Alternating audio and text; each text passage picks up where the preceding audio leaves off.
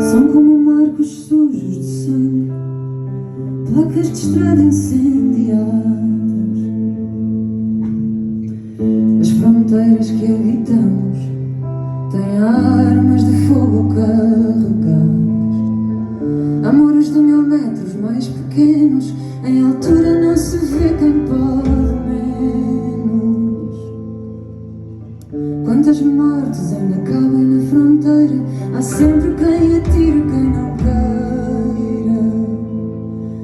que o voo daquela asa seja longo, que aqui não vou de quilombo.